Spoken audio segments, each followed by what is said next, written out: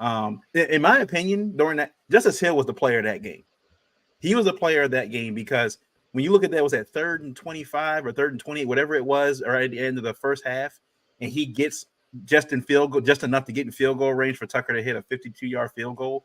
Like that ended up being the difference maker in the game. Like he made a lot of good plays like that during the game, where it was like 3rd and 18, third or whatever, and he was just getting extra yardage. And so between him pass blocking and getting like doing the dirty stuff, right, doing the dirty work and getting those kind of plays, he was definitely player of the game for me. Rashad Bateman getting the 49-yard touchdown. Um, I think people don't understand on that play when Lamar throws that bomb to Rashad how hard it is. It's a night game. First of all, it's a night game. So he's got to track this dark brown football in the sky. You got lights coming in from each side, and it's in the dark. It's in the night sky. So he has to track that ball. So even though it looked easy, it wasn't an easy catch. So it was just a perfect placement. Like the Rashad didn't have to do much body adjustment at all to catch the ball. He just literally had to hold his hands out. He threw it right in there. Bam. Fell right in there for a touchdown. And I just love the fact now, at least look, the last two games, it appears that Rashad Bateman has now arrived. It was the Lamar Rashad Bateman connection has now arrived. And now we also saw Zay go down with looked like maybe an ankle injury of some sort. He did come back in the game, but he wasn't really used that much. I felt like maybe more of a decoy out there. Maybe I'm not sure. I got to look back at the all 22 to see what kind of routes he ran after he got hurt. And now, of course, in the injury report this week, I think he hasn't practiced all week. So he may be not be able to play this week. But from the offensive side, Brownie Stanley hasn't given up a sack at all this year. Phenomenal play. He's moving downfield. He's playing at all pro level right now. It's going to be interesting to see what happens during the season or at the end of the season, because I think this is the way they restructured his deal. I think this is his last year officially making money on the deal. So I'll bring it up later, but it'll be a conversation of way the Marlon is playing and way Ronnie is playing. Do you bring them back? Because we talked about before about potentially getting rid of them. So, but we'll talk about that later. What are your guys' thoughts on the game? What a game. What a game. What a game. We got a Jackson 5. Not surprised. I mean, it's Monday night. This is what Lamar does under the lights. And I think I was, surprised at the numbers over the years. Sometimes you just look up and you forget how long Lamar's already been in the league. And the fact that he's holding all of these Monday night football records is kind of crazy. To have, 20 touchdowns and 0 interceptions over the span of, all the Monday night games that he's played. It's crazy. That's just something that probably won't be touched in a while. Like that's a stat that is not going to be is not even going to be a threat of somebody coming close to getting that. And he's still going. I mean, they're going to have us all Monday night all next year. You already know how the schedule is going to pan out based on how the season's going. So prime time is just something that Lamar seems to thrive in. And, that's going to be good because we got another Monday Night Football coming up in a few weeks. But as far as this game, man, like I said, I almost called the score. It kind of came down to exactly how I expected it to go. I did not expect us to get down 10-0 to start the game. We did have a really, really slow start. But, luckily, for our defense, we do have Marlon Humphrey at corner. And I have to say, ever since he was called out a few weeks back and, that fan called him out and, on that game, after that game, where he had a really, really bad game, the defense in general had a really, really bad game. But ever since he's been called out, Marlon's been, he's been stepping up. I'm not saying that his coverage has been like glue and he's been all over the receivers and he hasn't been allowing anything.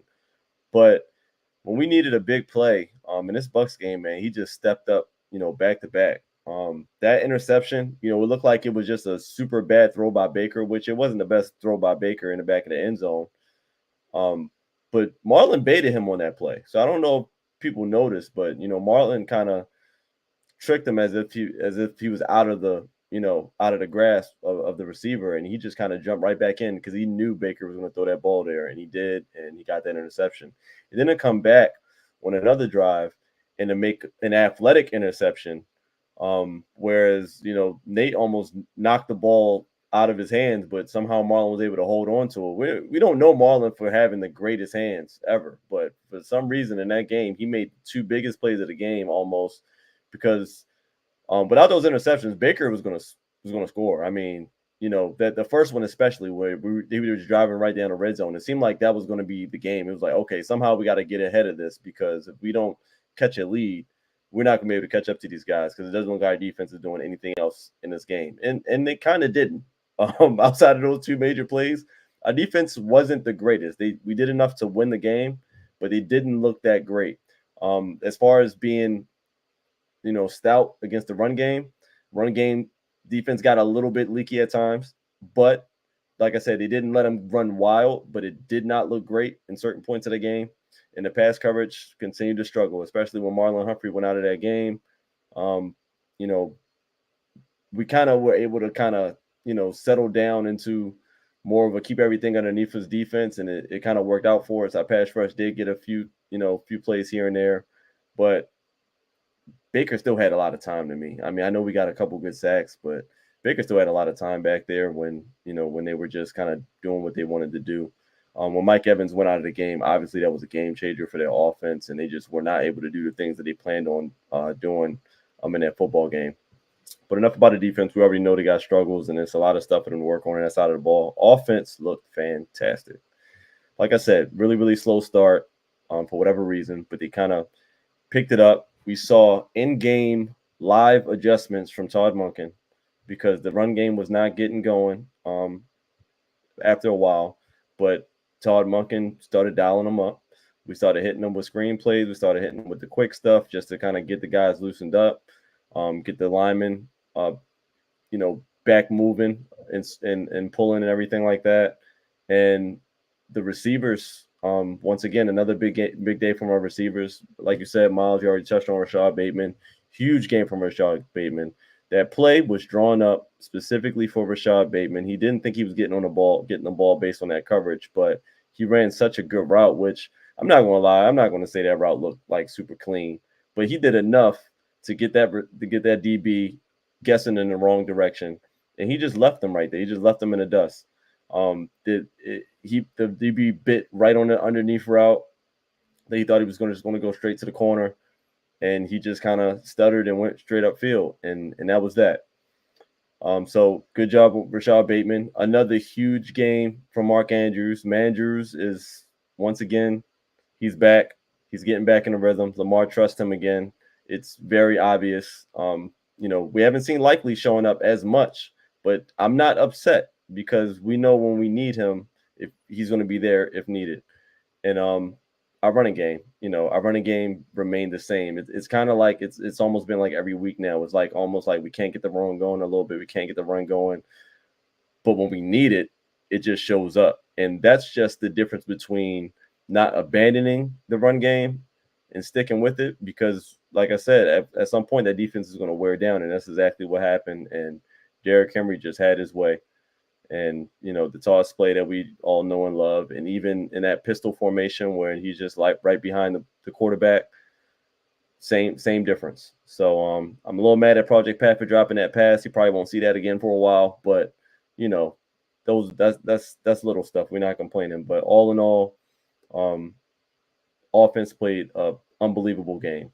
We got a lot of work to do on defense. We got a lot of work to do on special teams. It just doesn't look right. It just doesn't feel right. It doesn't, the onside kick, like letting them back in the game. That should not have been a 10-point game. So, but I can't blame the offense for that. Lamar Jackson is just a phenomenal quarterback. He's an MVP front runner. I don't care what nobody says. This Bucs team dismantled the Detroit Lions, and we just rolled over the Bucs. So, I mean, I know it doesn't quite work like that, and it's any given Sunday, but let's not forget this Bucs team didn't look that different when we rolled them as well a season ago. So, good game for the Ravens. Offense is still cooking like hot grease, and I just hope that we keep that momentum going forward. We got the Browns coming up. Hopefully, we're probably going to end up resting some guys. Hopefully we don't go too crazy and they just think that we can it's still a division opponent. And, we haven't seen Jameis in a while, but like I said, we'll get to that. So great game against the Bucs. 40 burger. Let's keep it moving. Hey man, this is the best Ravens offense in the history of Baltimore. Like, man, let me set the scene, man. I was in Chicago during this game. I was at a bar, lounge bar, and we were the only people in there. So I had all the screens to myself. So I was watching everything on every screen. Man, it's beautiful to see this offense work. To see how we run the ball, see how we throw the ball. Like, this offense just really looks good. And it reminds me of the old Patriots offense when they were at their best. Like, you had a different receiver that was the focal point of the offense every week. Very balanced with the distribution of the ball. And then you had a receiving back when you think of, like, what was it, like Danny Whitehead? There was somebody else before that or after, but James White. And you just, you hit him out of the backfield, pause. And it was just always in sync. You high completion throws, and then you had the big plays. And this offense is very reminiscent of that, except for the fact that you have Lamar Jackson at the helm, making it more explosive. And then you have Derrick Henry, who's just an all-around monster and is on pace right now to break the NFL rushing record. Crazy. And then also averaging 6.5 yards per carry, which I don't think, any player has had more than 200 yards, 200 carries, averaging that much. Through 7 games. So, crazy. Yeah. So the offense looks great. We were shaky in pass protection early, but we adjusted. And then as the game went on, Lamar was just sitting back there playing 7-on-7, thinking he's out here going to the Cam Newton tourney, just throwing the ball all over the field. We look good offensively. I don't have many qualms. And, Pat Ricard, like you said, Trey, he kind of was the sour note on the game because if he catches that ball, Lamar has a perfect QB rating. But unfortunately, Lamar ended up with like a 158.1, which is insane, the math there. But overall, we look good. I love how we use Derrick Henry, man. Like, I think I was calling out to y'all earlier. Like, he's not taking a bunch of hits, running the ball this year. Like, he has a lot of open lanes. You're not seeing a lot of wear and tear. So it makes me feel good that once we get to playoff time, this guy won't be worn down. He'll be fresh and ready to go. So it's really good to see that. And I'm really excited where we're going to go offensively. I mean, we got some guys coming back. Miles' favorite running back is coming back soon. So it's exciting to see where this goes. And shout out to Rashad Bateman. We're finally seeing him make plays. He's always been a great route runner. He's always been able to get separation, but he's catching the ball and he's making plays. It's like he's a top 3 receiver before the ball is in the air. And then once the ball is in the air, he starts looking shaky. But now the ball's in there and he's able to make those receptions. He's able to score. And it's great to see it because, I mean, he survived a lot of criticism here in Baltimore. And now we're seeing him produce. He's going to have to if this Zay ankle thing is anything. Defensively, we have moments where we just look great. Like, we were giving 10 points up to the Buccaneers, who are a high-scoring offense. I'm like, yes. We gave up yards early, and we settled down. Owe was getting sacks. Roquan was all over the field. Kyle Hamilton was killing people on the field without going helmet to helmet. Pause. But we just looked very aggressive defensively, and we stayed aggressive. But scheme wise, we just started letting them come back. We made Cade Otton look like an all-pro tight end in that second half. But we have a lot to do there. I side with Corey, man. Like, I don't know what we're trying to do scheme wise a lot of the times, but it's not working. But our guys, in spite of that, they're making plays. Shout out to Marlo. Marlo, 2 picks, and then a bunch of weird stuff on his podcast. But guys are making plays. Guys are aggressive. I love how much we were hitting, how hard we were hitting in that game. It really was exciting to see. Maybe feel like the Ravens of old. But we still need a lot to tighten up. And I think it's scheme and communication. I don't think it's anything more than that. I don't think it's talent at all. because the talent shows. Like we give up 31 points, and outside of like the miscommunications, we look like a top defense. But it's the miscommunications. It's whatever Zach Orr is over there doing. It's a little rough. So we got to make some adjustments there. Special teams. Is it safe to say special teams has been the weakest unit on this team for a while now? Outside of Tuck, like special teams has been really weak. I We're don't not think it's even explosive. close. Like Yeah, it's terrible. It's terrible. It's bad. yeah, we're not explosive in the return game. You know, and we went out and got Deontay Hardy, and this guy sucks in the backfield. He's on injured reserve now anyway, so he's gone. Yeah, and then we upgrade Chris Collier to the active roster. He's not really a playmaker back there in the return game. Justice Hill is our best returner, but I don't know if they want to keep him back there. I don't even really want a running back as a returner anyway. Like period. Yeah. Like especially the way they use Justice. I'm like, nah, I don't need him getting we hurt. need He's we way need too him. valuable. Way too valuable. Yeah. So I mean, you got a guy in Devontae Walker who's now healthy and available. We got to get some looks at some other guys because that's a weak area. Punt return is a weak area. They don't want to use Thailand often. I think they're going to be forced to now. But we look really weak. That onside kick, that was horrible. And I think it was on Zay. I mean, granted, he had the ankle. It was a It's great the second time. It was They a did great it in Dallas too. It was a Kicked great the same kick. side. It was I'm a not saying great like kick. That joint bounced fault, right but over. he was like right there, right? I think I'm it trying to bounced like remember. right over his head. Like it was like He didn't want to jump for it. He didn't want to jump for it. It had a perfect bounce. I don't know if he was going to get it if he jumped. He honestly. shouldn't have. That second one was really good. That second one was really good. Yeah. Granted, He adjusted. he's a skilled player, but come on, he had an ankle injury, and this is a very important play that can determine their momentum coming back in the game. You gotta get somebody else in there, man. And then the hardball decision to take your starters out while it's a 10-point game, another team has the ball, and anything in the NFL can happen, especially to the Ravens. I just think that was arrogance in full form. That was just arrogance in full form. Like it was idiotic and it was arrogant. So, I can't harp on it because nothing really happened. But if it did, heads would have rolled the next day. Like, I don't know if Harbaugh would be safe because that could have been the worst coaching blunder in the history of NFL football, more than not giving the ball to Marshawn Lynch on the 1-yard line in the Super Bowl.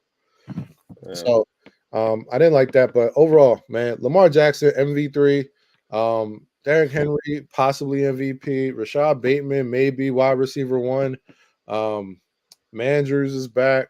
Stanley, extend him. Owe, that's my guy.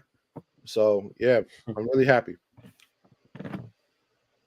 And look, while like Owe and them didn't get a whole bunch of pressure on Baker during the game, I'll give Owe credit. He got him when he needed to, like especially on that last drive.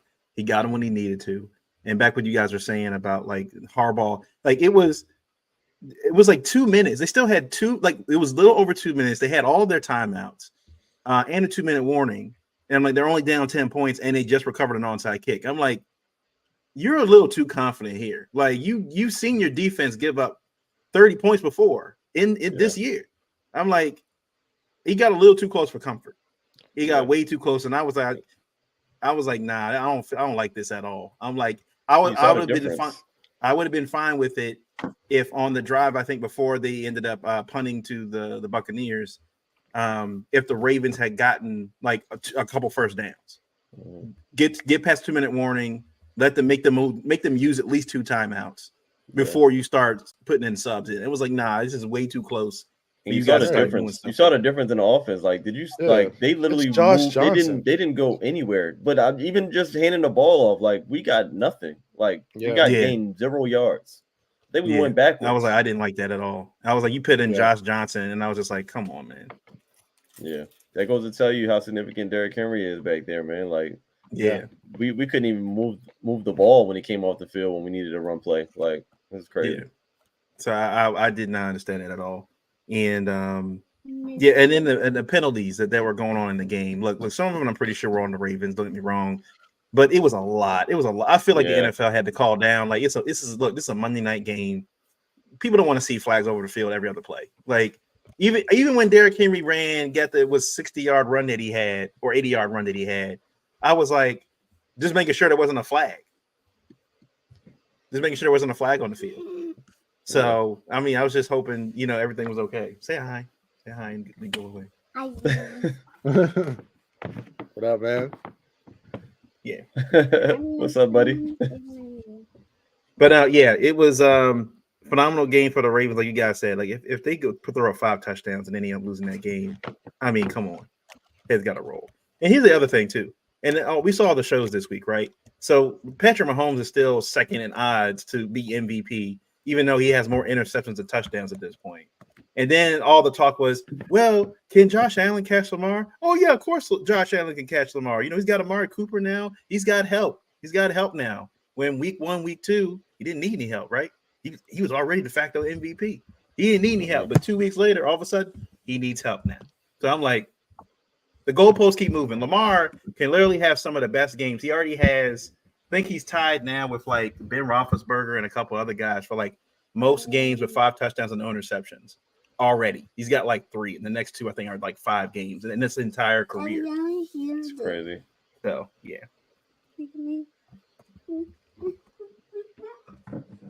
But anyway, let's move on to week 7 around the NFL. And I'll say the Lions Vikings game. Probably they may be game of the year right now for the league. It's just back and forth. Phenomenal game by both teams. But the Lions, I think the fact right now, even though the Ravens are playing excellent football, the Lions as a whole, as a team, I think are the best team in football right now. Like it's not even close. And the fact that you told that in 2024, if you told me 20 years ago that you're going to be saying the Detroit Lions are the best team in the NFL, I was like, you were a damn lie. You were a damn lie. But here they are, best team in football. I feel like I want to see just like a graph chart of how many games Jared Goff goes just throwing like 16 for 17, 18 for 18. Like the amount of like 80%, 90% completion games this guy has like within like the first 3 quarters is unreal. It's unreal. The guy like is like once he's in his zone, he is like you can't stop it. It's like a Madden game. Because you can't stop it. He got them weapons over there, man. He got so many weapons. His backfield alone between Jahmyr Gibbs, David Montgomery, he got Amra St. Brown. Like he just has endless targets, and the way their plays are designed, it's literally designed for efficiency. I mean, he's not really making too many plays where the percentage of a completion is very low. I mean, guys are getting open over there. They're running a lot of successful screens, a lot of tight end play as well, throwing into the tight ends. Like he got it. They got a well-oiled machine. I mean, I do agree with you as far as just the team as a whole being probably the best team in the league. I would have to agree with that. I think the Ravens still have the better offense, but as far as a rounded team with offense, defense, and special teams as well, I think they definitely got us beat when it comes to a well-rounded football team. But they're still NFC, and that's why I'm like with the Ravens, like all we need to do is get to the Super Bowl. I feel like, and whoever we go up against, is going to be a long shot, but we got to get there. Look at me making it about us again. I got to do what they do to us in the media when they talk about the Chiefs all the time. Yeah. And Trey took the words right out there, man. Like they're a high efficiency offense. He has a lot of guys to distribute the ball to. I mean, Goff is in like the perfect situation if you're a quarterback. He doesn't have to carry a team. He doesn't have to make big plays. He just has to manage the offense. And in managing the offense, like his guys are able to make the plays for him. So, yeah, he has it easy, man. He has it easy. They look good. They're scary that they're still developing such a dynamic pass rush without what's his name, Aiden Hutchinson. Yeah, they look good. They look really good. And David Montgomery, we don't give him enough credit. They try to get him up out of there with that Jahmyr Gibbs draft pick. And Jahmyr Gibbs is not sniffing that RB1 spot. He's the Justice Hill of their offense. So yeah, they look like they're the best team. I would love to see a Detroit Ravens match up in the Super Bowl. I would love to see that. I think that's great for both cities, man. 2 hardworking cities going together. The Urban Bowl. Yeah, I think that'd be the what up though. What up, right? What called the what up dummy, the what up dummy bowl. That's why they didn't want that bowl. They won the Super Bowl last year. They already know what it's going to be. They already know. Yeah. But no, yeah, it's clearly. I think the Lions they're a well coached team right now. They feel like they can't be beat, but like Ravens, Lamar is what 22, 23-1 or something crazy stat. 23-1. He owns an entire conference. Like he owns the conference right now. Another game I want to get to real quick, the Chiefs and the 49ers. It's wild to see how the 49ers, not the Chiefs right now, they're doing just enough to win every game each week. And just watching that game, third and 5, 3rd and 6, 3rd and 7, they always seem to get a first down every single time. It's infuriating, and they do it to everybody. It's not just the Ravens, not the 49ers or the Lions. It's everybody they're doing this to. Like, it's infuriating. You think you got them. You think you got them in 3rd and 8. We got them in 3rd and 7, and Mahomes gets around the edge for a first down, or he finds Kelsey over the middle for a 10-yard gain. Like, it's infuriating that they can stay on the field for so long on offense. They may not score touchdowns, but they give their defense a rest. Like, every single time they get 5 or 6 minutes, they keep the game short, for at least for their side. And Mahomes, like he did against the 49ers, ran 35 yards down the field. And I'm of the mind that the guys were afraid to hit him. They didn't want to touch him because they were like, oh, he's near the sideline. If I touch him, that's going to be a significant fine. A 15-yard penalty, definitely, and a significant fine by the NFL if I hit this man out of bounds. And even the guys, like I think the day after, have said, like, yeah, the guys are afraid to hit Mahomes. They don't want to hit him. They know if he's on the sideline, being the face of the NFL, that the NFL's going to protect him. So he has that advantage to him, and the fact that it just feels like they just know how to get first downs. It's infuriating to watch. It's great to watch at one time at one point, but it's infuriating to watch at the same time because you're like, how do you stop a team that knows how to get first downs when they need to get first downs? It's just infuriating to watch. But on the other side for the 49ers, look, Brandon Ayuk's done for the season, towards ACL and his MCL. He's done. Debo had pneumonia. Glad he's okay. He apparently had fluid in his lungs. Like, it was real touch and go there for a little bit for him. So glad he's okay. McCaffrey, I don't know when he's coming back. It appears now, like everybody else has said, the window for the 49ers may be closing right now. Like, the defense does not look as good as it used to. They definitely don't look as good as they used to. I think it's the Lions' turn. 49ers may have had their chances. I think it's the Lions' turn now. Yeah, if you would ask me, even like a couple of weeks ago, I feel like without CMC, they're just not the same team. And the fact that you couple that with them losing Ayuk, who they just locked up for all of that bread that they just gave him, probably overpaid him from the jump, and then he's out for the season. Then you got Debo Samuel, who's like a game time decision every single week. For various reasons. This week, obviously, some more serious concerns, but they're not the same football team when both of those guys aren't on a football field. And their defense is solid, but they just haven't been good enough. And I mean, people praise Fred Warner. He's a very, very solid linebacker, but when he plays against good teams, their defense aren't doing too much special lately against these good teams. And Bosa, he's been decent, but I mean, that's all you're really game planning for at the end of the day on that side of the football field.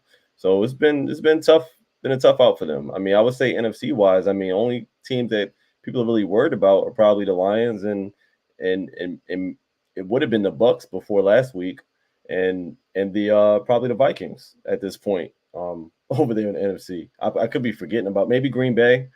I mean, but as far as like what teams are worried about, they're worried about the Lions right now.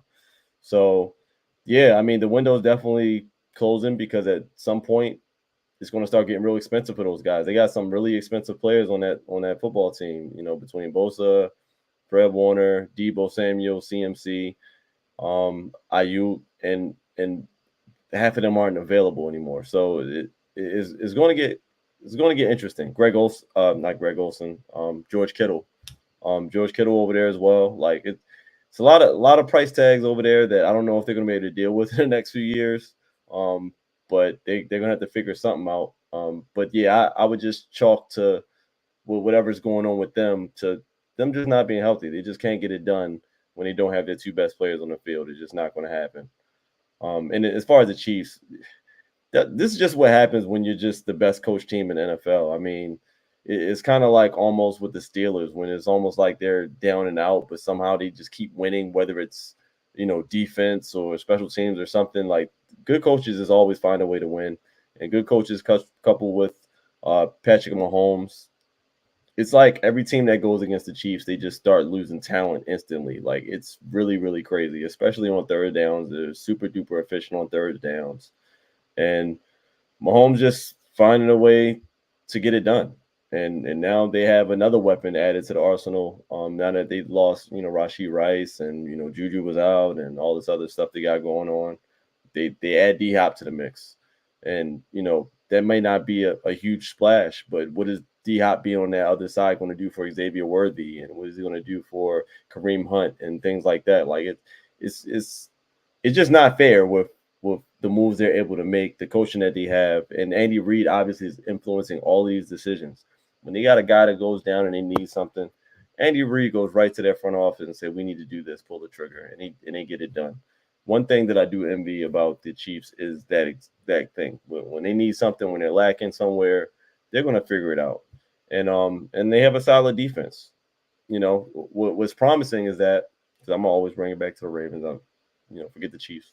But, yes, they played a good defensive game, but at the end of the game, we had that game won. I mean, at the end of the day, we came right down the field on that defense that everyone's praising every week that we hear about. So they can be got.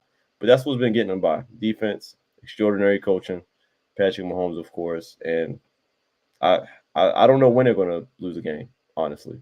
I don't know what the schedule's looking like coming up, but, hopefully they play somebody good soon, because it seems like their schedule plus their weak division, whom once again it's like the Chiefs, it's like the Patriots all over again. They're just going to be able to skate to the playoffs, skate to the first round bye. It just is what it is. But yeah, that's it.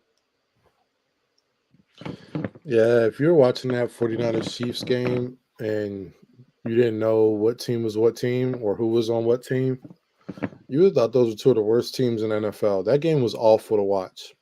Patrick Mahomes looks like a shell of himself. Brock Purdy looks like Mr. Irrelevant. Those two teams looked awful. Awful. It was really bad football. I don't think anybody should be scared of the Chiefs. I don't know. I think they just they remind me, like, was it last year the Eagles were undefeated, but they didn't look scary, and then they imploded. That's what the Chiefs look like to me. Granted, they're making moves to upgrade their roster, but there's no reason to be scared of this team. They look really bad right now. I don't know how they're 6-0 outside of referees and just luck. Like, they really just look bad. Turnovers. They don't. I mean, the guy with the mullet. I forgot his name. The running back. He looks pretty decent. Carson Steele. Carson Steele. Yeah, Carson Steele. The one who keeps fumbling and they keep just letting him go back there anyway. Yeah, like he looks good running the ball outside of the fumbles, but overall, offensively, they don't look great. Defensively, they're okay, but Brock Purdy has been trash as people go down. So I don't know. I don't really know where to put the Chiefs, but I don't look at them like a contender. They're a contender in record only to me. Maybe that's me being naive, because come playoff time, we may get a whole different Mahomes and a whole different Andy Reid. But right now, they just look bad. Absolutely. I'm going to show you guys the next whatever games for the Chiefs. Like, this is the Super Bowl team, right? Usually you're supposed to have a tough schedule, right, for the next season. Usually, right? Not fair. So they got the Raiders next, who's just giving up at this point. Just to start. The Buccaneers, who have no wide receivers now. They don't have no wide receivers. They got the Broncos after that. The Bills. The Bills might be a tough game. Could be a tough game. Panthers, Raiders again, Chargers, Browns, Texans, Steelers, Broncos. So Texans and Steelers. Might be and the Bills. That's about it. 3 games that they may have to actually might lose. They might lose. They're going to sleepwalk to 12 wins. Like, I feel like in that Christmas Day game, I might root for the Steelers. Like TJ Watt, go off, man. TJ, go off. Like if TJ's healthy, go do your thing, man. It's the one time. It's so crazy that the Steelers are 5-2 like we are. Yeah. That is actually insane. Get to that game real quick. The Steelers beat the Jets. It was 37-18, I think the score was. Russell Wilson, after looked like the first couple drives, Mike Tomlin, the first couple passes. Man, Mike Tomlin was on the sideline like Fields had his helmet on at one point. I think Fields was actually throwing passes on the sideline. Yeah, he had his helmet I think on he was this close, and then finally, once he started throwing, he threw. I think. Well, I'll say this to be fair, George Pickens saved him on like at least 3 passes. He saved him on 3 passes at least, because there was that one like Pickens caught like 3 times, like defender's like right there, but he catches it like 3 times. There's another one where he throws it behind him and Pickens reaches back and catches the ball for a touchdown. But this is the one few, I think the first game they scored over 30 points. They scored points with Russell Wilson on the field. Running the ball, Najee Harris had a pretty good game running the football. Again, I don't know how long he's going to keep this up because he does this every year, right? He gives you a couple games, 2 or 3 games where he's like, oh man, he looks like an all-pro running back, and then he kind of just goes back to 3-4 yards a carry, not really doing too much, whatever. Pickens, look, it was funny watching him on the sideline. It was Pickens, Calvin Austin, I think, and Russell Wilson were all like chumming it up and stuff. They look super happy to have Russ there because he was finally throwing the football. I think because they said Justin Fields, his like yards, his like air yards is like 5 yards. It's like they're real short passes. They don't make him throw anything deep down the field, but Russ can. That's been Russ's strong suit ever since he was Seattle when he had Tyler Lockett there. I'll say this: Russell Wilson's game has never been that intermediate throws and the short throws. He was never really good at that. But if you ask him to break out of the pocket, scramble around for a little bit, and throw 50 yards downfield, he can do it. I don't know. Him and Tyler Lockett had that connection all those years.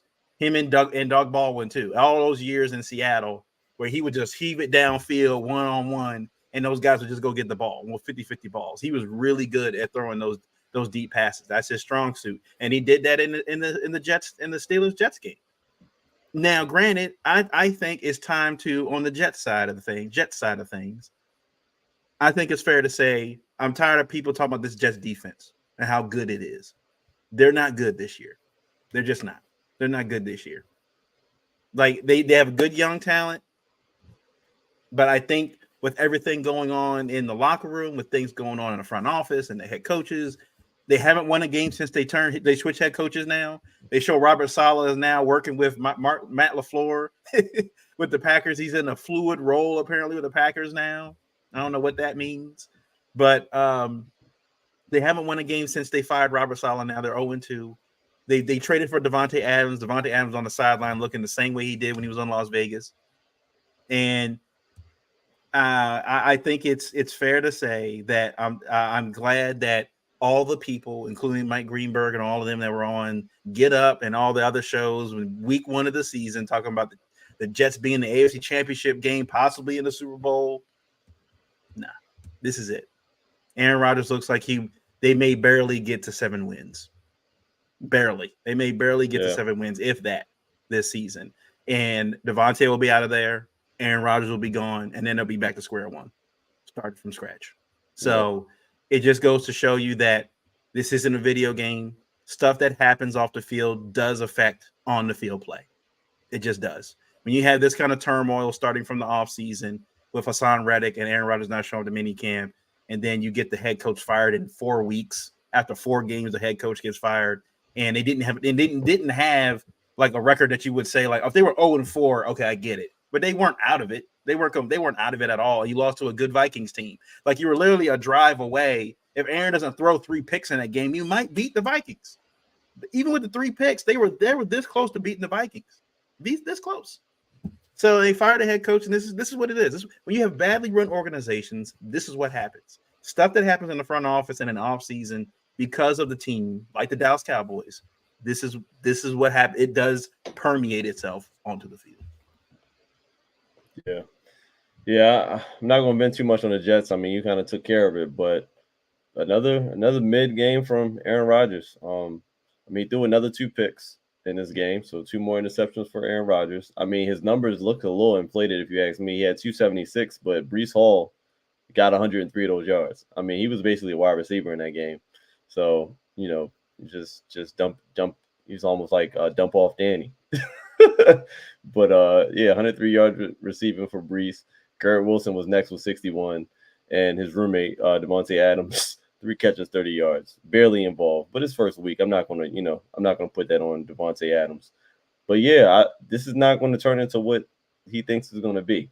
But like I said, I just to throw those numbers out there to justify that he's still very, very mid indeed, and still just don't look right out there in that offense. And as far as Russell, really, really good game. Started off real shaky. I mean, I think those are the 2 worst passes I've seen in football history. When he started that game, I mean, I think the ball like it didn't even go in the direction where his arm was swinging. It was very, very weird. I don't know if he was trying to finger roll the football. I don't know what it I don't was, but know. it was really, really bad. I was really, really concerned. I thought it was about to be a ton of memeable moments in this game. But look, he shook the rust off and he got straight to on his Russ cooking vibes. And he just took off, man. I mean, his passing percentage weren't great. He only completed like 16 passes. But the way that he throws the ball, he gives his receivers the opportunity to catch Yeah. it and make plays. Justin Fields, he's a really, really good athlete, but he puts a lot of his passes on the rope, even when they're deep down the field. It just doesn't give that 50-50 ball opportunity for the receivers to make plays. And Russ was throwing it up for George Pickens, and he was coming down and making plays, even throwing to the tight ends like Fryermuth and what's his name, Jawan Johnson or Darnell Washington. Like he's just giving everybody opportunity to make plays. It just looks way different. Yeah. I think this was also just a result of them playing the Jets. However, I don't think this was a real test for them. The Jets, the defense is not trash, but like you said, Miles, it's not the same defense. I mean, the defense isn't as bad. CJ Mosley plays every other week. Like it's not as good as what their defensive standard usually is. I mean, they're usually not too bad on defense, but this wasn't a real test for Russell. I'm not sure who they play next, but I think, we got to see some consistency out of him. Like I said, it wasn't really a super consistent game. He was 16 for 29.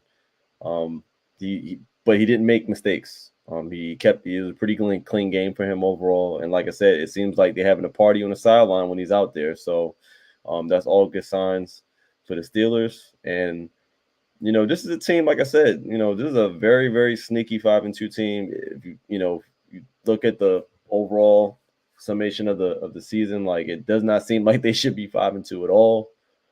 But they Tomlin made a gamble. He put in Russell Wilson, and I mean obviously he knows things that we don't know, and the gamble paid off at least in this game, and he avoided them going 4-3. So shout out to them. Russ looked pretty good. Let's just see if he can stay consistent. Hopefully he does not when he plays us, but so far so good in Pittsburgh. Yeah. Aaron Rodgers, like you said, he is not right. That team has not gotten better with Devontae Adams there because he couldn't even get Devontae Adams the ball. I mean, I think him and Brees and Garrett all had like over 8 or 9 targets. But I think Devontae, and I know this because I lost the parlay, only had like 3 catches. Yeah. So it's like what where's the disconnect? And I can tell you, watching the game, Aaron Rodgers was inaccurate, or he was getting the ball batted down the line multiple times. Mm-hmm. Like you said, Brees Hall is saving them. Brees Hall is their best weapon, and for the beginning of the season, they just didn't use him. And now that he's being used, he's making huge plays for him. So when you look at those numbers that Aaron had, like Brees Hall really is a dynamic weapon for them. And while they're able to stay in these games. But the Jets overall, they're not a great team. They're very mediocre. And then the Steelers, I think they just ran into a Jets defense that as the game went on just kind of gave up. Early on, they were flying around the ball, but once Najee started getting off and Jalen Warren was doing his thing and Pickens started showing off, you started to see that Jets defense just kind of give up. And Russ played all right. He played all right. He made me look crazy because I was calling for his head in the first quarter. I was like, get this fool out of here, bring Justin back in. But he started to settle down and he didn't look too bad. Looked way better than his Denver days. But I think you're looking at this Steelers team. They can play a little bit of ball. I don't know what's going to happen when they run into one of the top teams in the league, but they can play a little bit of ball. And I think Russ has made him better just because he stretches the field. And I don't know if they just didn't give Justin opportunity to do that. I didn't really watch too much of them with Justin at the quarterback, but them being able to throw the ball downfield is huge because Calvin Austin, George Pickens, like those guys thrive down the field. And Russ is going to give him a chance to make plays. But overall, Aaron Rodgers, the Jets, they're mediocre. Yeah. And like you said, Travis, like I remember watching that. I think in the third quarter, and they were showing the Jets players on the sideline, like they looked like they had already lost the game. Like the game was still in hand. Like they still could have won. They looked like they were already lost. Like you can clearly see there's just no leadership there. There's just no leadership at all on the team. And Aaron, like we said, I think like a couple shows ago about like when Brady got to the Bucs, it was different. Like how he made it very clear that I'm the leader of this team. Peyton, when he got to the Broncos, I'm the leader of this team.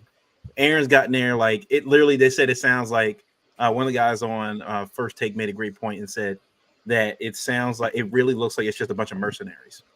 Like it's just a bunch of guys. Like there's no team mindset. There's no like we're gonna band together, band of brothers. We're gonna get out there. We're gonna go win this game. We're gonna be unselfish. We're gonna do the dirty work. No, it feels like everybody's like, well, I did my job. You didn't do yours. So it's just kind of just a bunch of dudes out there. So it is what it is. Let's move on to Bells and Pookies this week. Let me see here. I think I got. We starting with Bells. Yeah, you guys go ahead. Start. Oh man, you put me on the spot. I was gonna think about it for a while. All right. As far as Bells,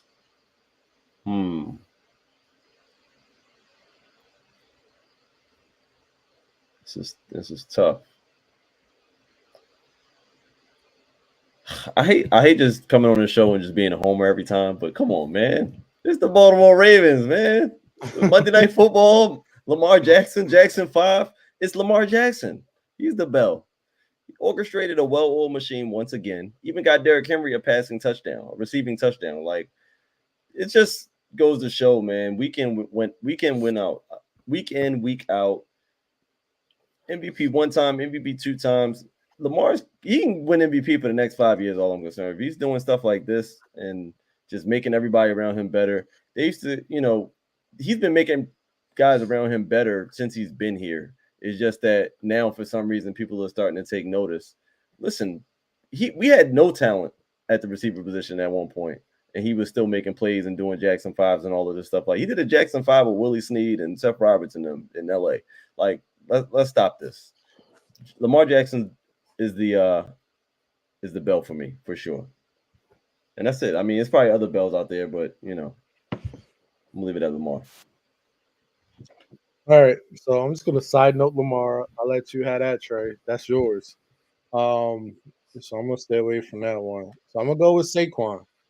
He went back to the Giants after they basically told the world they ain't really value him on Hard Knocks. And he went 17 for 176. You know what I mean? Helped win my parlay during the 1:00 games.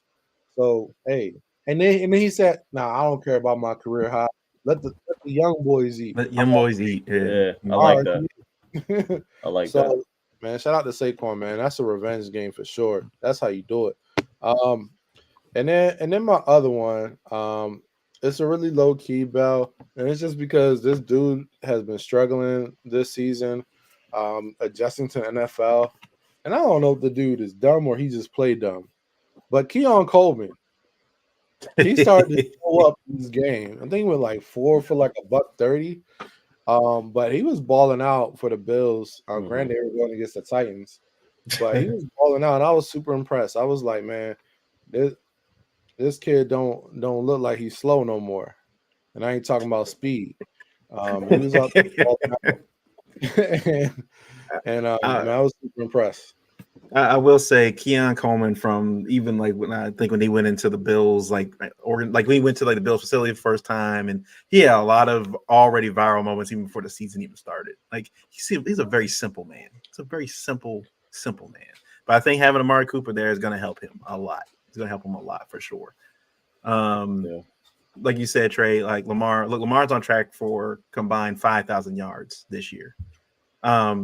It appears it's wild, right? Like, so they've already said he's up on track to have a better MVP season than he had last year, which was better than the MVP season he had before that. Like he just appears to keep getting better. Like it's just wow. It's just wow, like what he's doing right now. And I think the thing is, we said earlier in the season, the big difference is everybody's contributing now. No, Lamar doesn't have to just make the plays on his own. Everybody else is making plays for him. Rashad Bateman included, Zay Flowers, Justice Hill, Derrick Henry. Like, I want to see them do a collage of once the season is over, how many games they have Derrick Henry in his face. Just when he's like on his big run, just running downfield. Like, this dude clearly enjoys this. Like, maybe a little too much. Like, he gets downfield and it's like, he even said, I think when the Buccaneers player that caught him from hit him in the ankles, he's like, oh, I didn't see him. He's like, if I saw him, I would have just ran toward him and just like Steph armed him. He was literally like, I was gonna look for the contact and just go Steph arm him and still run into the end zone. So he was mad. He was like, I thought I was gone. If I had seen him, he would have been on the ground, face first. He'd been face palm right there into the ground. My bell right now, again, it's fluid. Russell Wilson, he had a phenomenal game. Give him credit. Credit is due in Pittsburgh. Look, the Boo Birds were out early on. You saw that was the trade. Those first couple passes, they were booing him. I was like, man, it's it's getting real close. But Tomlin stuck with him, and like you said, he shook the rust off. So look, for that game, I'll give Russ a bell. The NFC North is a division right now. So Lions are 5-1, Vikings are 5-1, Packers are 5-2, the Bears are 4-2. So it's going to be a fun division to watch throughout the year, especially when you get around Christmas time, December and Christmas. Like, it's going to be fun to watch, see how that plays out. And look, based on how bad the NFC South is and other divisions are, they could send all four. All four could go to the playoff. That's how good that division is right now. Let's go ahead to my other bell, Justice Hill. I said it earlier in this show. Yeah. Justice Hill, just because this man's been doing all the dirty work. But the Ravens I think they gave him an extension in the offseason. So I think that he was excited about that. Bateman getting his extension in the offseason after, obviously, I think because of NFL rules or something like that, his last year got negated or something out of his contract. But the Ravens gave him a 2-year deal as well. But Justice Hill has been doing literally all the dirty work. I don't know if there's an award for utility man or whatever it may be for the NFL, something like that. Like, if there's like a designated hitter, like for the NFL, it's him right now. Like, he's doing everything, but he doesn't get a lot of on the highlights and stuff for a lot of plays.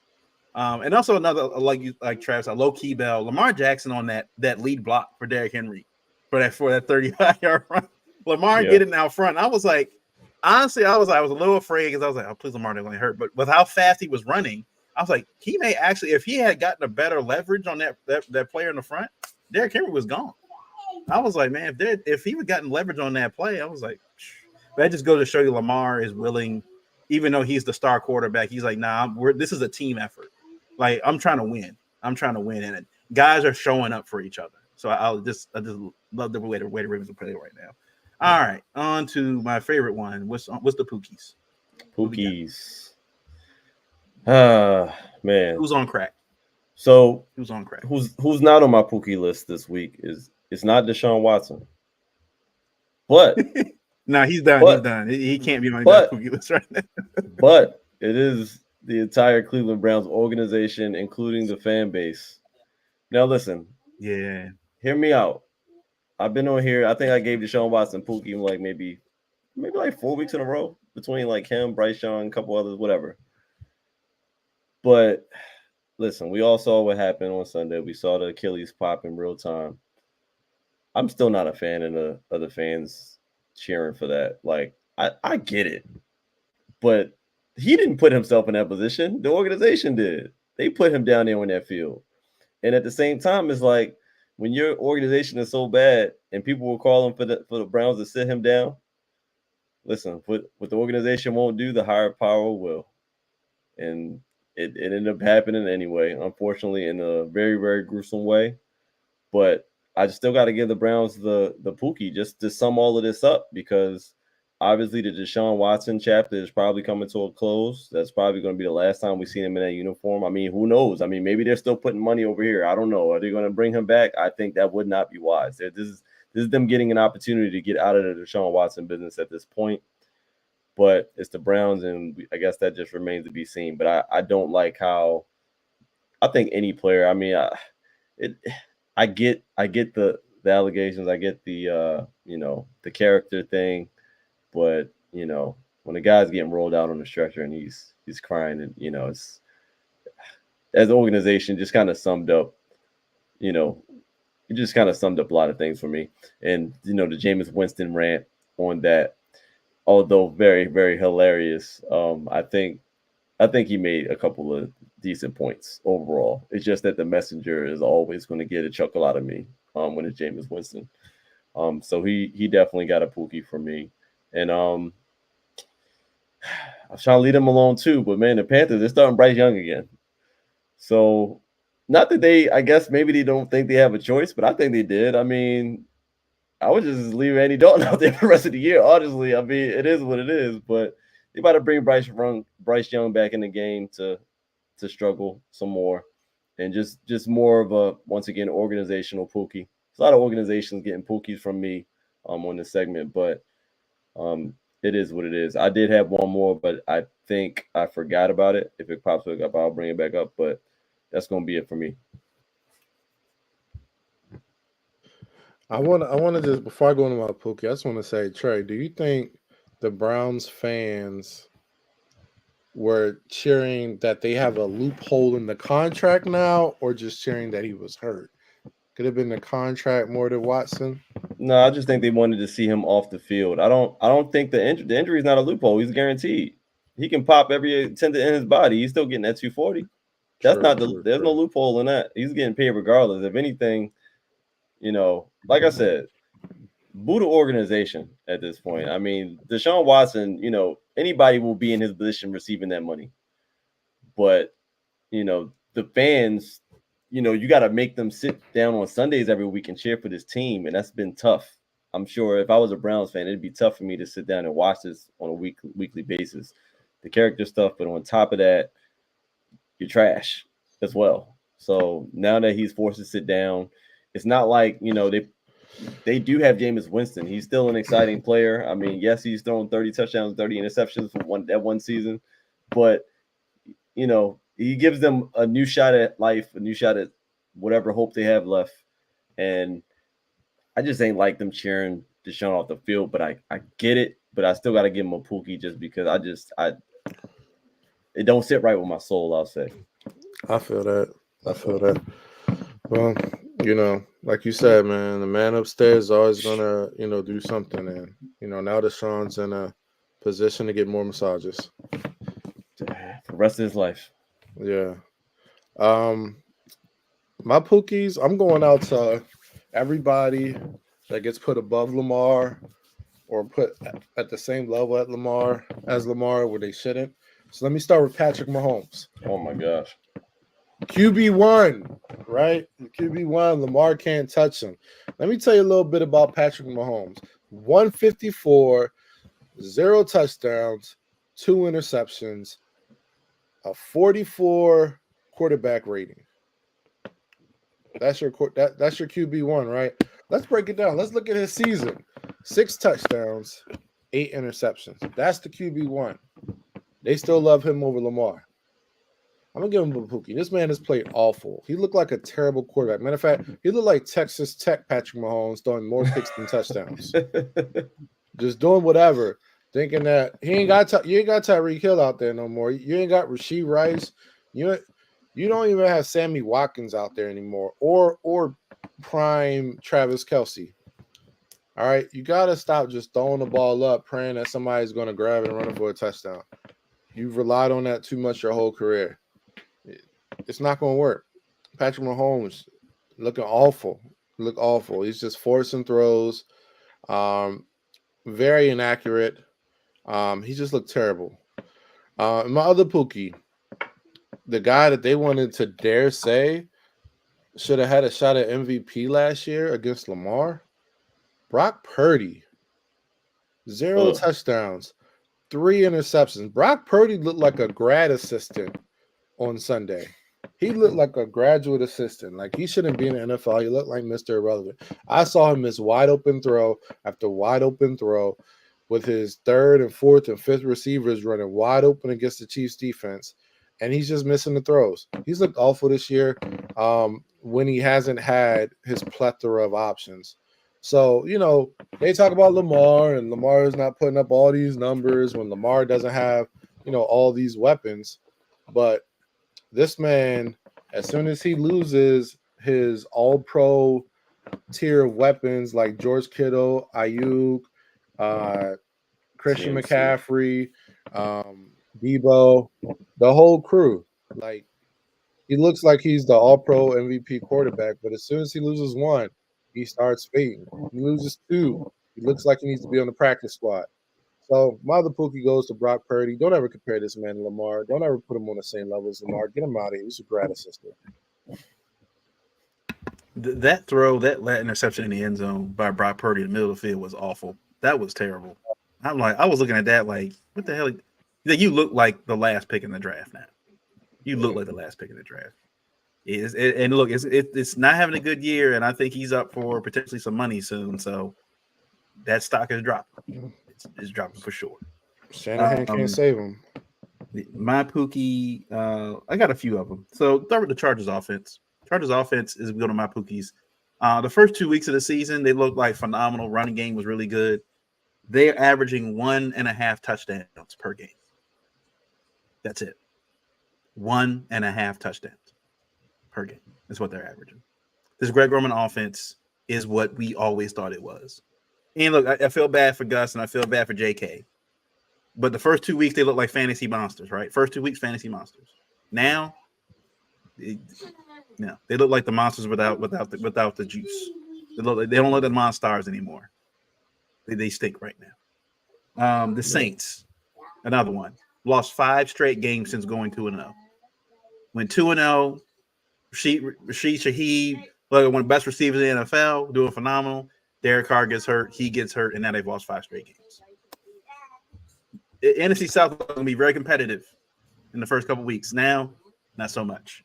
Another Pookie, Rashee Rice's mom, actually got arrested today. I think turned herself in. Charged. This past week. Charlie got charged with stealing another person's packages. Found out this wasn't her first time doing this.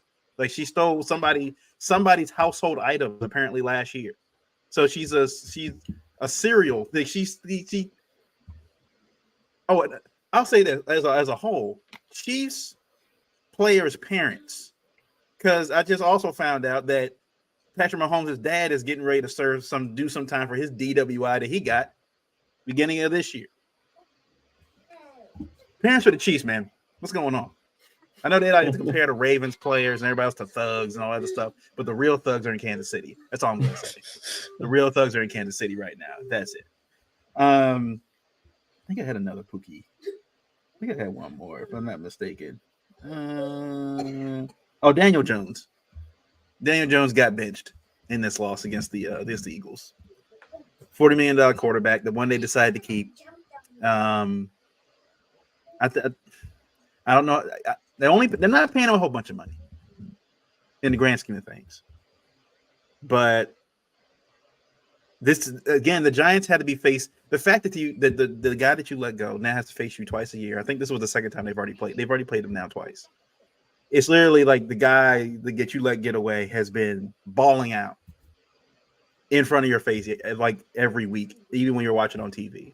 And we are seeing the video. I think I just saw the clip they just showed this morning of the I guess the brain, like the hive mind that was the Giants front office trying to figure out do we pay Saquon Barkley this kind of money? And the quote was from the GM: "We're not paying a $40 million quarterback to hand the ball off to a $12 million running back." I'm like, if that's what you're equating your best player to, literally just the money, you're just calling him a $12 million quarterback and not one of the best generation, like talent-wise, one of the best generational talents to enter the NFL in the last 15 years. Like, that's what you're equating him to? You deserve everything that's happening to you, Giants organization. Everything that is happening to you deserve. Everything. So enjoy trying to draft your future quarterback in 2025. Enjoy. I think that was it. Yeah, that's it for my Bills. Ravens Browns preview. So obviously they had a late start this week with practice and everything, but Zay has not practiced the last two, yesterday and today.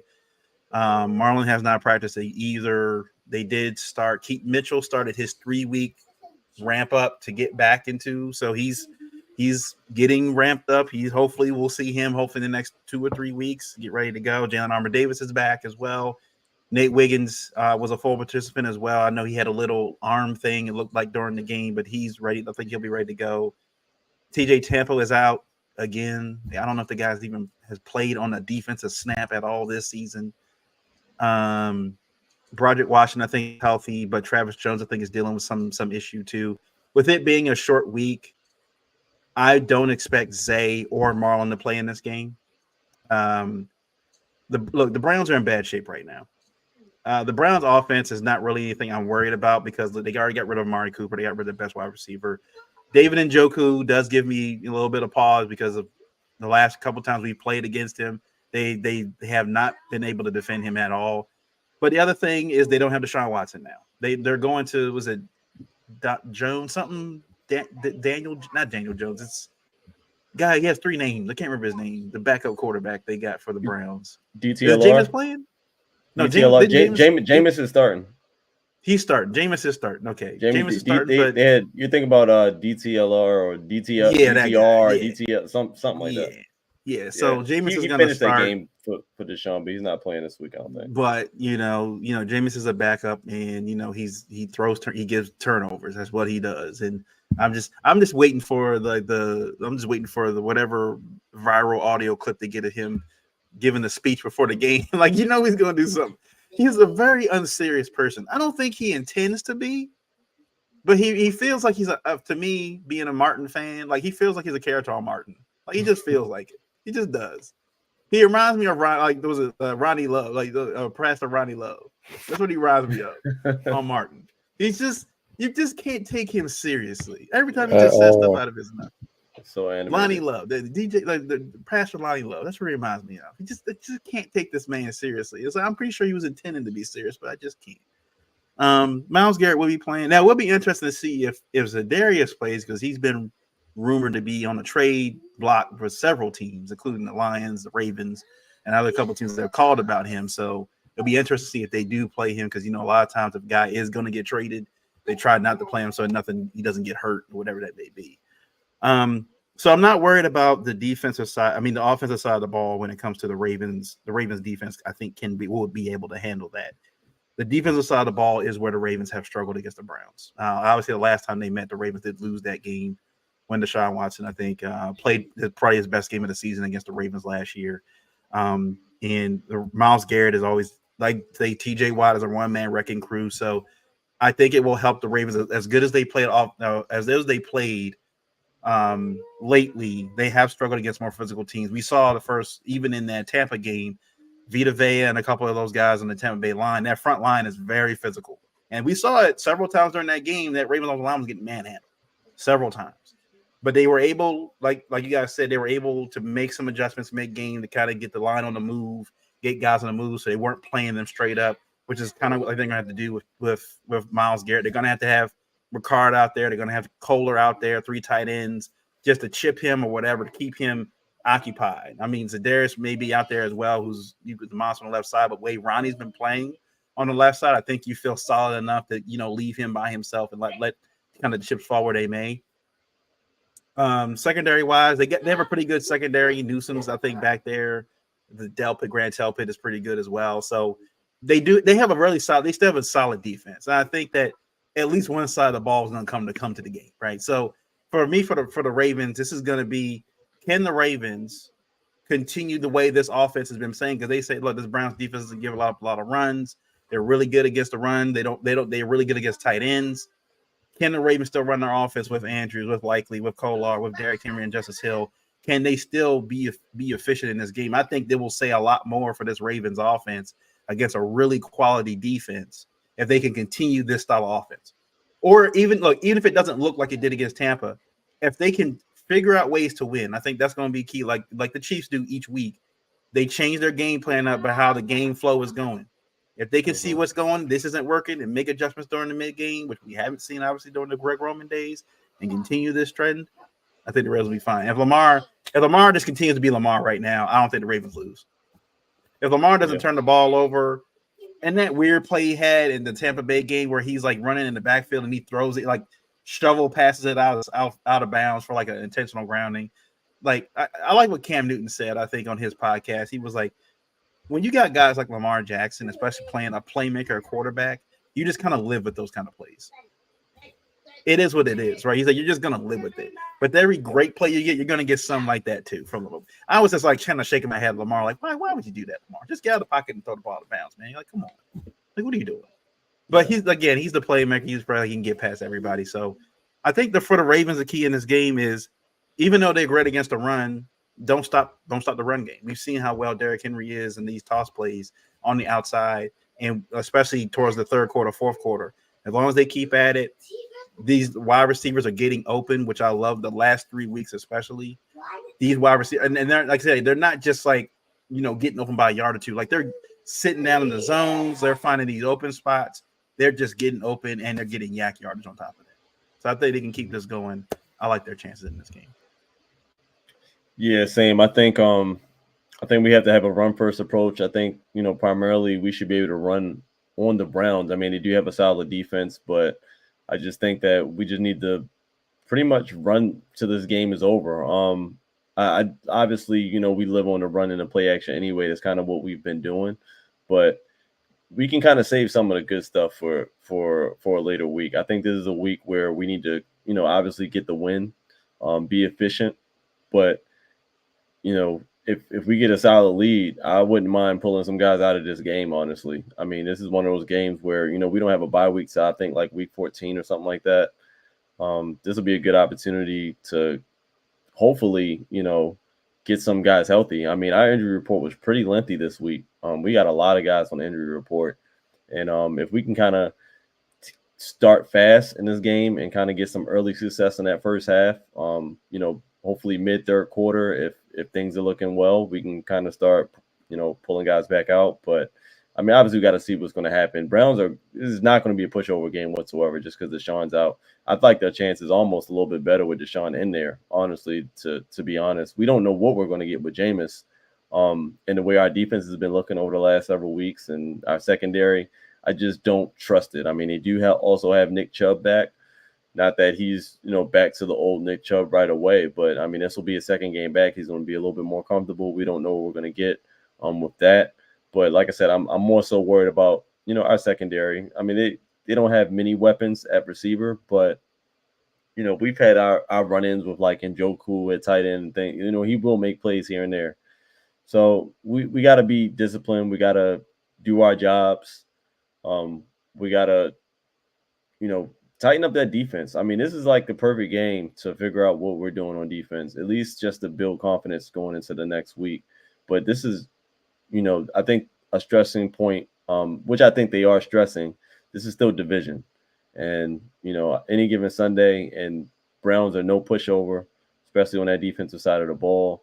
But even on offense, like I said, we don't really know what we're going to get with Jameis Winston in this game. So, with not really having any film to look at on him as of late, it's going to be tough to game plan for. We just got to be ready to have great communication and also to make adjustments when needed. So it's going to be an interesting game, I would say, for our coaches, and just to see how they navigate through, getting through this game and getting a win. But, offensively, I think it's kind of more the same from what we've been seeing. I don't think we're going to have to be as dynamic as we were in Tampa Bay, but we do need, a solid, efficient run game just to kind of, just get this game over with, man. Get guys back out healthy, take the game seriously, but we need to run the ball with intent, and I don't, expect nothing less from Derrick Henry, Justice Hill, and the like. So it's probably going to be a huge game for our tight ends this week. I mean, Rashad Bateman went off last week. Zay had went off the previous 2 weeks. I think our tight ends get kind of busy. I think Andrews or likely, I'm not sure which one, but I think they're going to be a 100-yard game for at least one of those. So, I do want to primarily run the ball, but if somebody goes off, I'm expecting to be one of our tight ends this week. Yeah, I'm with you all. Like, I think the main thing is we got to get out of this game healthy, and not pick up any other injuries. So, quick start game. I would love us to just be aggressive early, balanced but aggressive. Really set the tone, impose our will on the Browns, and make them quit early. And I think it has to go hand in hand with the defense. So I'm gonna talk about the defense along with the offense. We got to create turnovers early. We know one thing about Jameis Winston. He is a turnover machine. So we need to be able to make plays. I need my man Wiggins to get interceptions and not drop them or lose them to Marlon. We just got to make plays, strip sacks, create that pass rush against Jameis. Um, just set the tone early.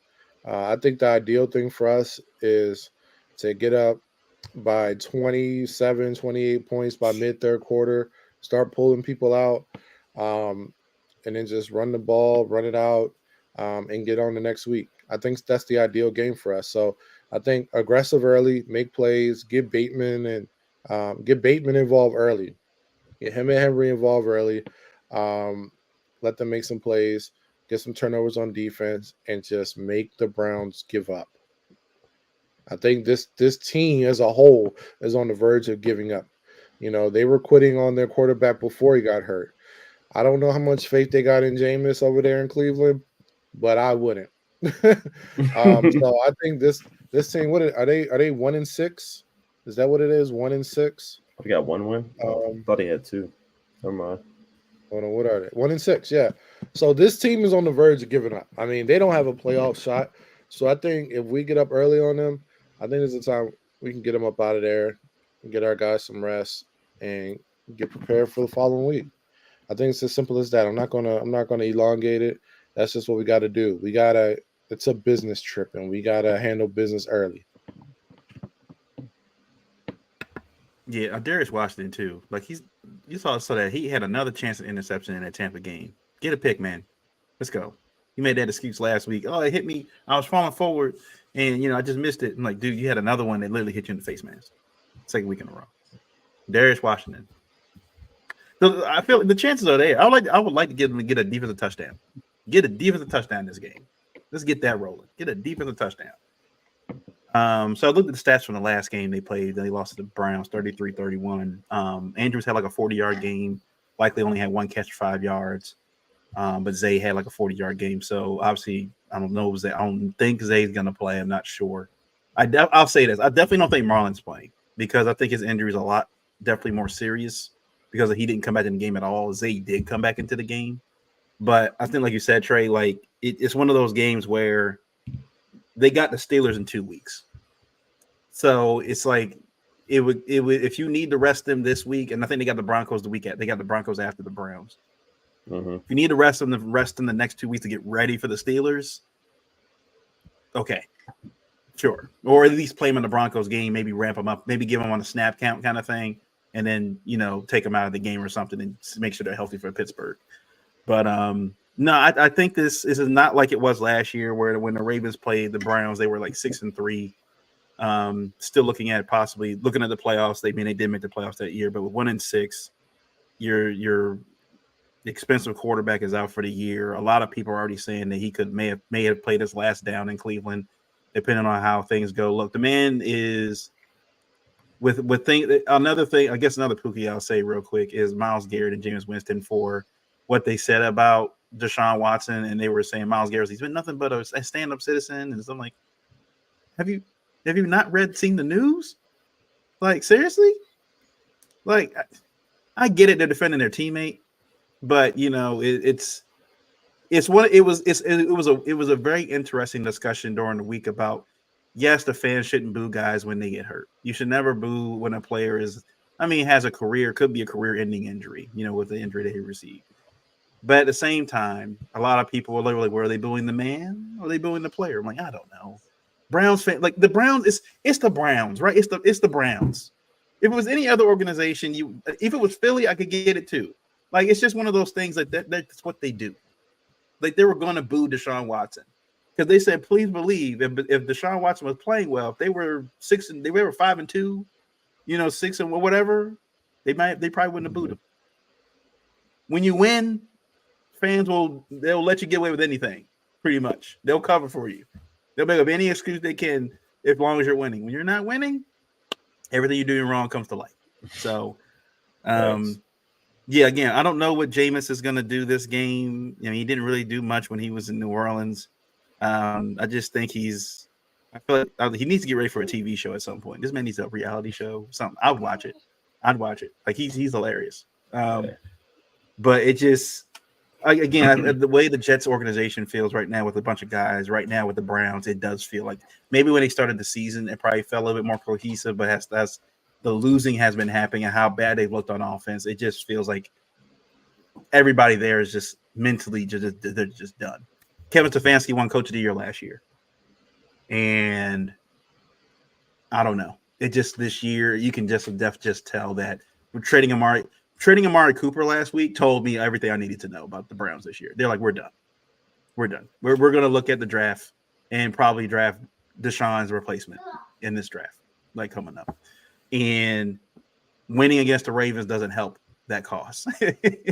Like, they're battling the Panthers right now for that spot, the Giants as well, you know, possibly the Jets. So, the bad teams are battling each other to make sure they get at least one of those top 3 spots to get quarterbacks coming out in the draft this year. So, again, I agree. I think the defense has an easier time this game. Maybe get some things right. Maybe work out some different combinations at safety. Just to see different looks, like Corey was saying in a comment. Try some different things maybe in this game.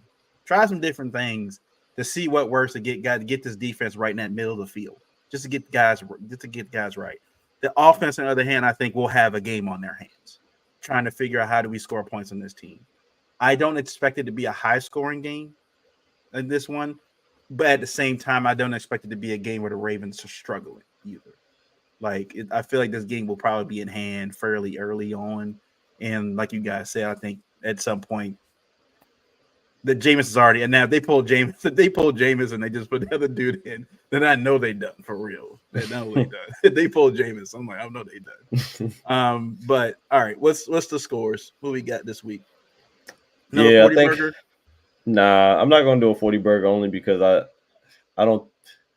just don't think our starters are going to be in the whole game. I think, you know, once we get a strong hold of the lead, I think we're just going to try to get up out of there and just run the ball and, you know, do whatever we can do just to make the game quicker. So I'm going to go 31-10. 31-10. We beat the Browns, hopefully with limited mistakes and limited penalties. We also want to see them not get as many penalties in this game. Let's just get this game over with, man. I just want to see a nice, quick, efficient game. 31-10.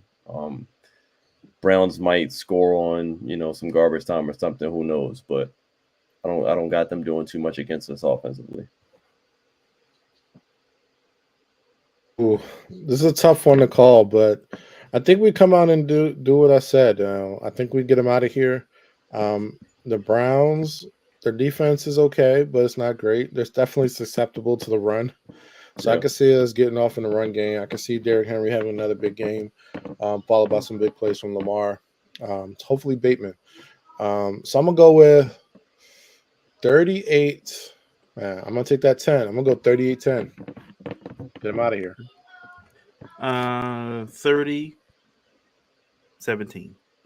Okay. 30-17, I think. I think it's going to happen. Corey wanted to ask real quick. I know if you guys saw the Manning cast Ed Reed and Joe Flacco were on the Manning cast during that Ravens Tampa Bay game, and Ed Reed had made some comments about the Ravens defense, saying it's not a championship. Basically, he said it's not a championship defense right now.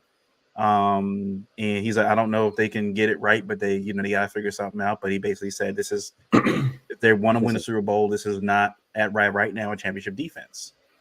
I didn't see Roquan. Roquan, I think, made some comments on it, but I'm not going to assume what he said. But the way how Roquan acts, even with games they played last year when they won, I feel like Roquan may feel the same way. To be honest with you, he's like, we're not there yet. Yeah, I 1,000% agree with that. I mean, they're not a championship defense. Honestly, I'm not sure if they're going to be a championship defense this year. But the good news is that I think we can still win the Super Bowl without having a championship defense. With this offense that we have this year, I think it can be done. Will we love the help? Will we love them in the trajectory of a championship defense? Yes, but there's nothing that shows me that they're a championship defense. I mean, maybe on the run side, as far as the run defense is looking pretty good, but that you got to tie it all together. It's all one unit, and they just haven't really shown us in almost any of these games. Maybe a couple that they've been a championship defense. You can, like I said, the game I'm always looking at is really that Bengals game. I mean, that tells you everything you needed to know as far as our defense has not changed that much since that game.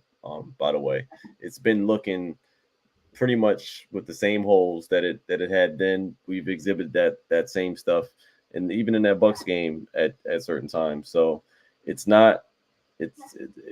I don't even know to call it a work in progress. They just have to be better because they haven't really shown me anything that they've gotten better. Now, there's been individual efforts that we can applaud, like Owe has been getting to the QB.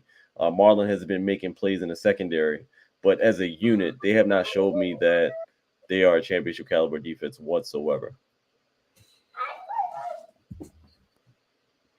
Yeah, I mean, I had to agree with him. We're not a championship defense. We have the talent to be one, but we aren't playing like that. Sure. And that's just what it is. I don't know if it's the defensive coordinator.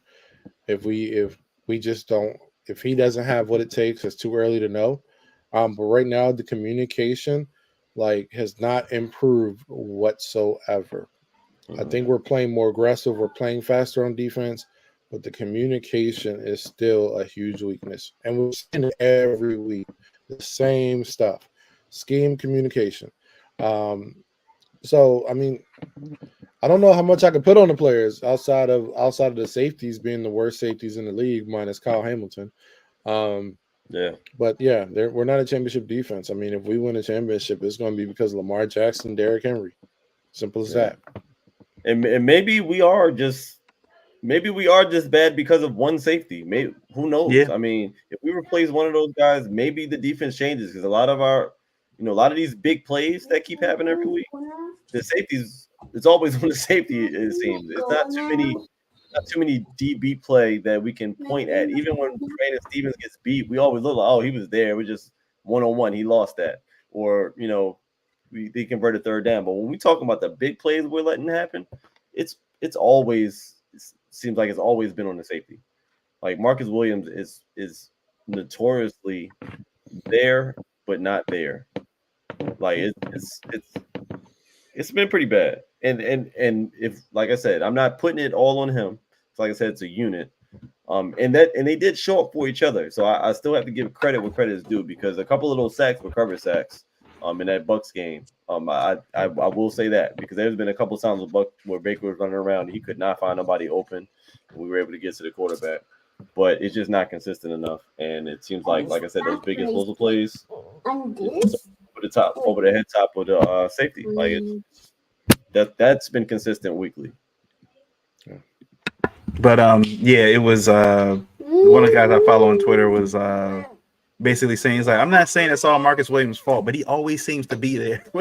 And a big play has been plays when he's always around. So I'm not saying it's his fault, but he seems to always be around. Eddie Jackson too. Eddie Jackson too. Yeah. What is he doing? All right, go and get your score, man. What's your score? I won 1,000 million. Ooh, 1,000 million. million. Love that. We're putting up records. Yeah. Definitely We're gonna breaking the set. record They'll this set. That will set the NFL record for the next 3,000 years. 100 million points in a game. Hey, they say Lamar's that good. They say Lamar's Yeah, that right. good.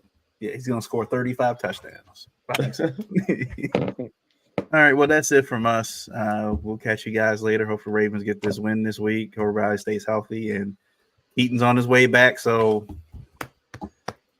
let's keep moving. Let's keep moving, and the Ravens keep on chugging along, and just pray for health for the entire Ravens team all the way up until we get to the January. Make this stay happen. So we'll catch you guys later, and we'll see you guys soon. Peace.